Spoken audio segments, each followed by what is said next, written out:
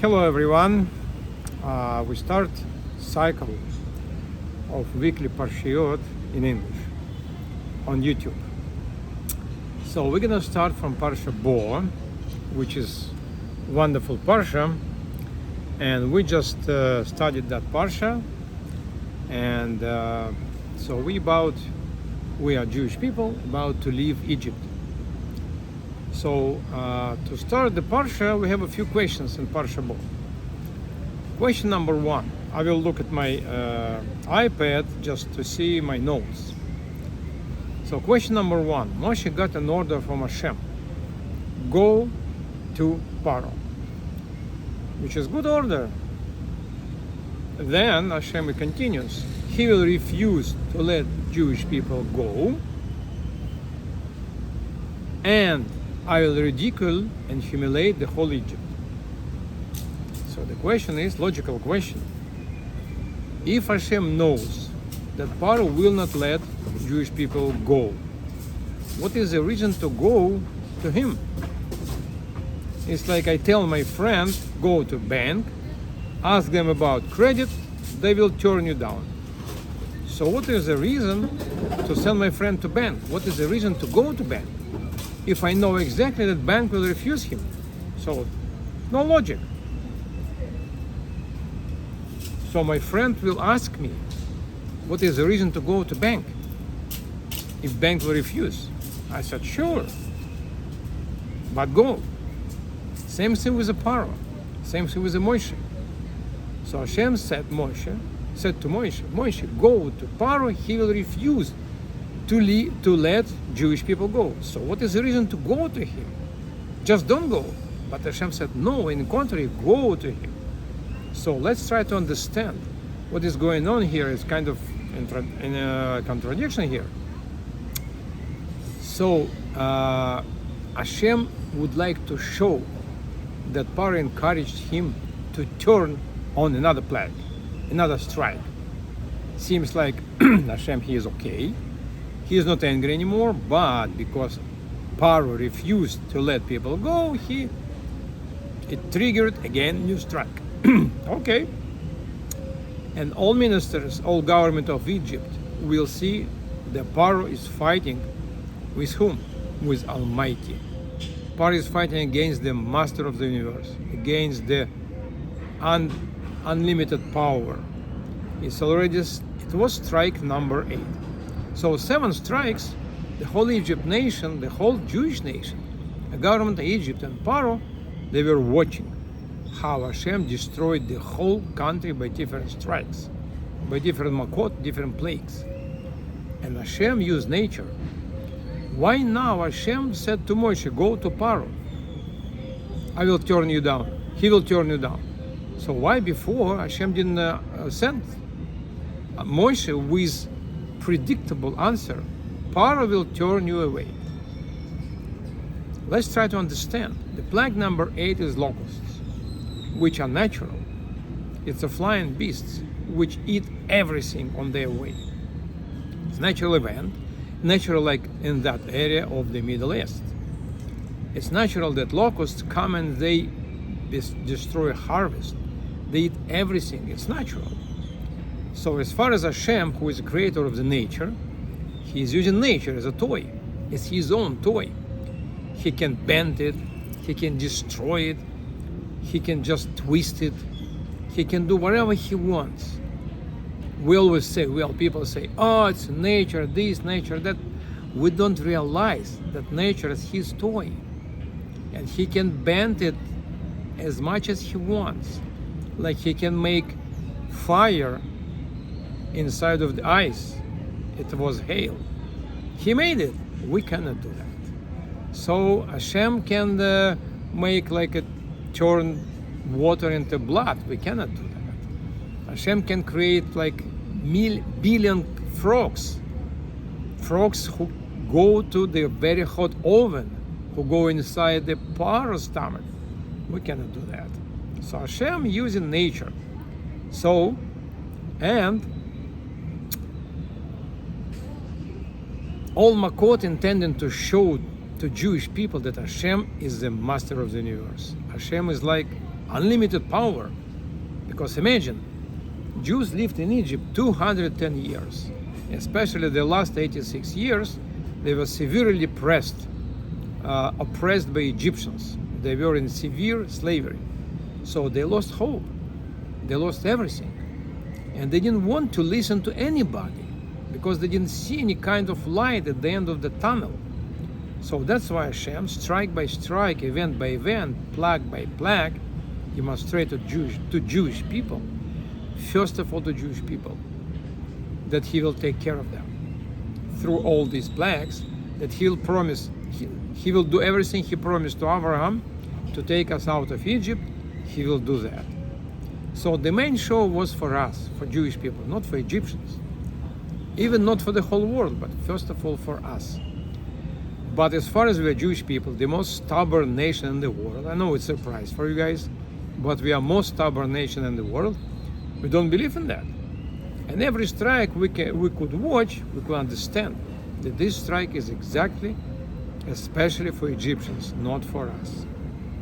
We are in a good shape, we are okay, we have everything for free, like we were saying.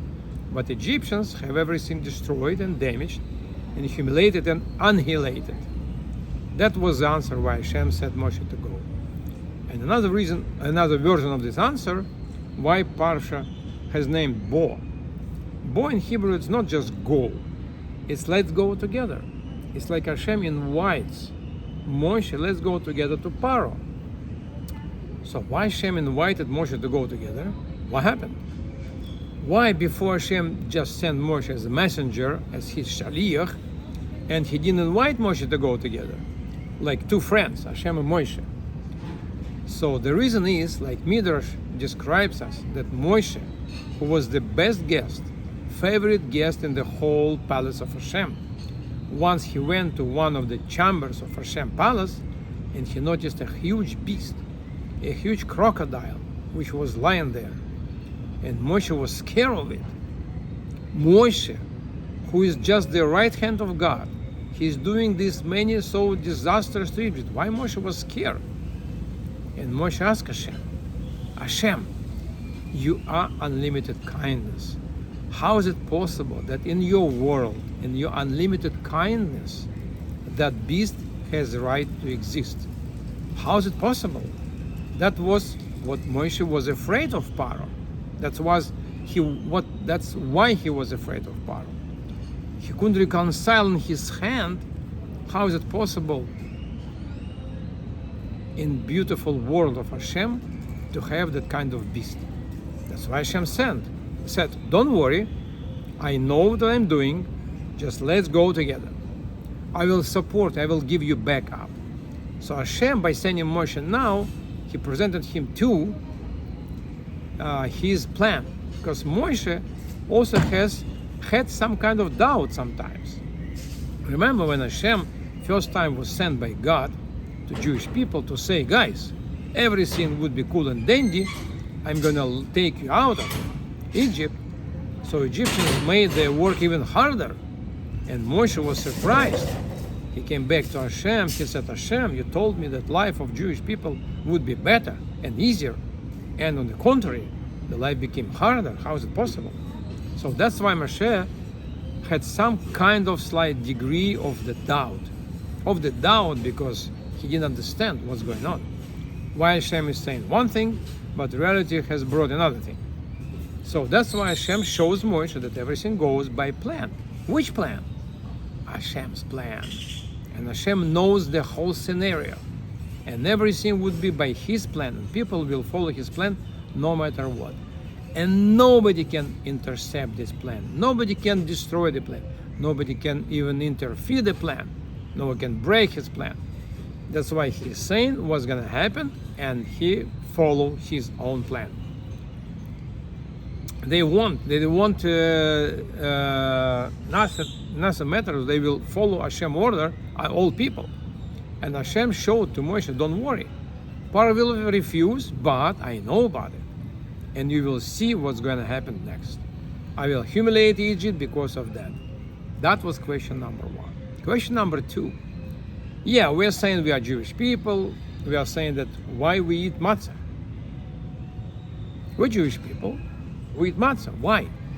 So we are always saying that because we didn't have time for the dove to raise, we didn't have time because Paro asked us to leave as soon as possible. We didn't have time to prepare. And we took everything with us and we left Egypt. It's also true.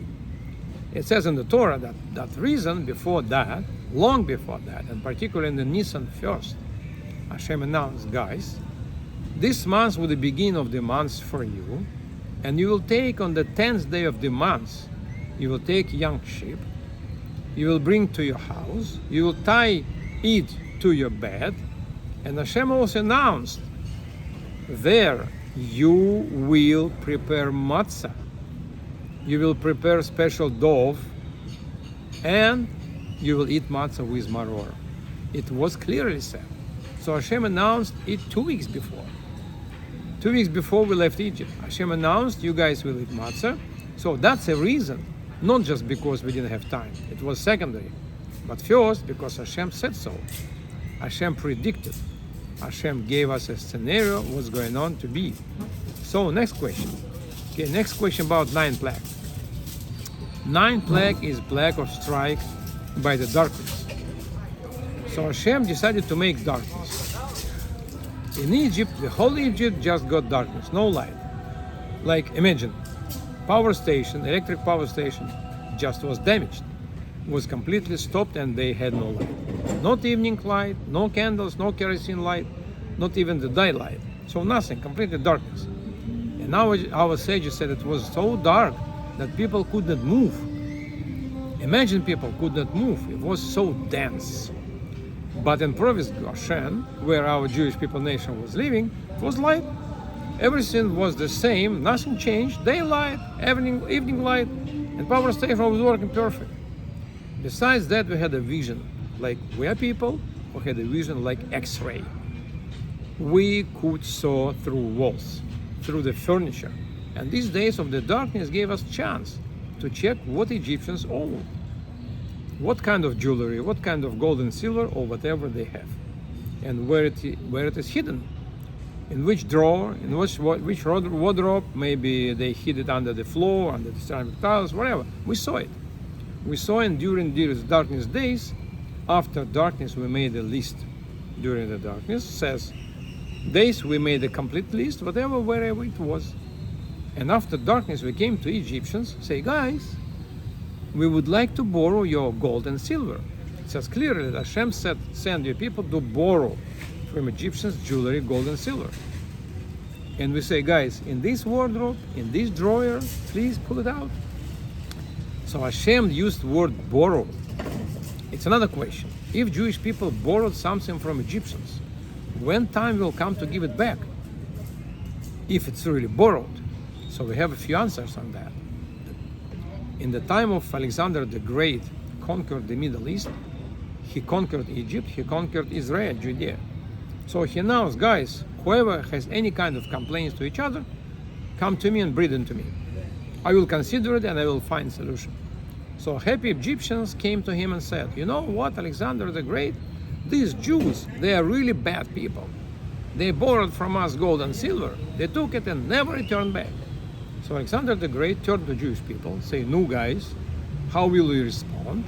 And Talmud describes that Jewish person, simple person, Talmud describes a simple person, Viva ben Ptita, came forward and asked our sages, guys, let me answer. If my answer would be great and good, you will say, even a simple person can answer. If my answer is not so great, I will make mistake. You can say, okay, just simple person, maybe he doesn't know something. And we are sages, we are like professionals, we are knowledgeable people, we will answer. So our sages agreed, say, okay, answer. So he came forward, Viva ben Ptita, came forward and said, ask Egyptians, guys, how many years my nation was enslaved? So we have been in Egypt 210 years. We were working for your economy. We were building pyramids, we were building cities, etc. Especially last 86 years, we were severely enslaved. It was a very hard slavery job. So let's calculate. We had 600,000 people let's take average $15 an hour, and let's calculate how much we can make 600,000 men. $15, it's easy math, it's about 9 million an hour. So let's calculate how much you owe per day, per week, per month, per year, and how much will be per 86 years of our slavery. So Egyptians didn't answer. They took their tents and they disappeared from sight of Alexander the Great. So the answer might be 1. It's like counter-complaint, so they dropped the case. But we have another answer. When it is the time of Joseph, when, if you remember, the first year of the hunger, Egyptians bought everything from Joseph, food, bread, etc. And the second year they came to Joseph, they said, we have nothing. And Joseph said, I'll buy you cattle, I'll buy you animals, and you guys, and they buy you guys and your land. So they wanted to sell everything in exchange of the bread. So they sold themselves to Pharaoh. Joseph was acting on behalf of the Pharaoh, and finally Pharaoh became owner of the whole Egypt, and all Egyptians, they become slaves of the Pharaoh. Pharaoh became solely owner of the whole Egypt and all Egyptians.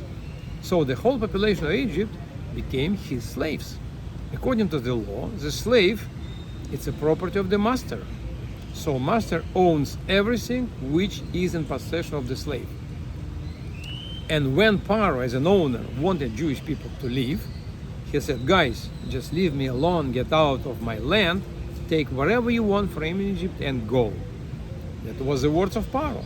As far as Pharaoh was the owner, he gave permission to Jewish people to take everything we want. So it means it's not necessary to return because Pharaoh gave us permission. And we just continue answering the question why Hashem decided to make darkness. It was totally 7 days of darkness. Why 7? Because Hashem knew that a significant part of Jewish nation didn't want to leave.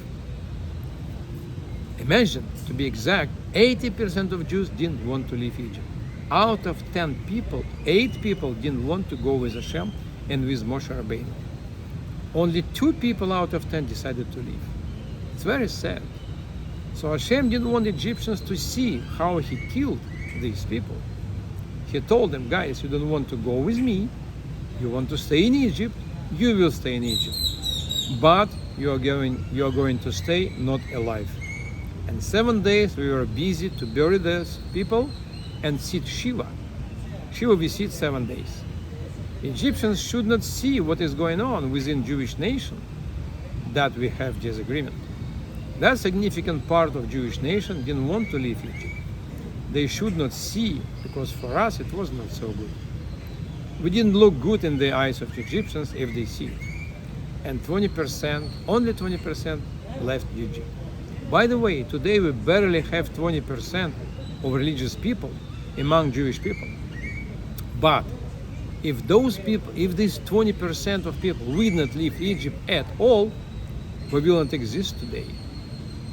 So we exist today as a Jewish nation because of these 20% of our grandfathers and grandmothers left Egypt. Thanks to them, they left Egypt. They gave us a chance to be born a few generations after. And the last question, why Hashem ordered to put a blood on a doorpost?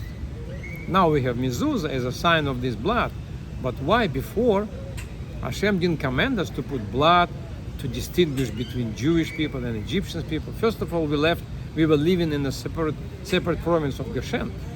So Hashem knew that we living separately, and angel of death, who was walking through the Egypt, he couldn't mix us because we lived far. So question is why we need to put blood on the doorpost and on the upper post. The answer is very simple. It's not for angel of death. It's not for Hashem. It's for us. We had to see the very last 10th plague.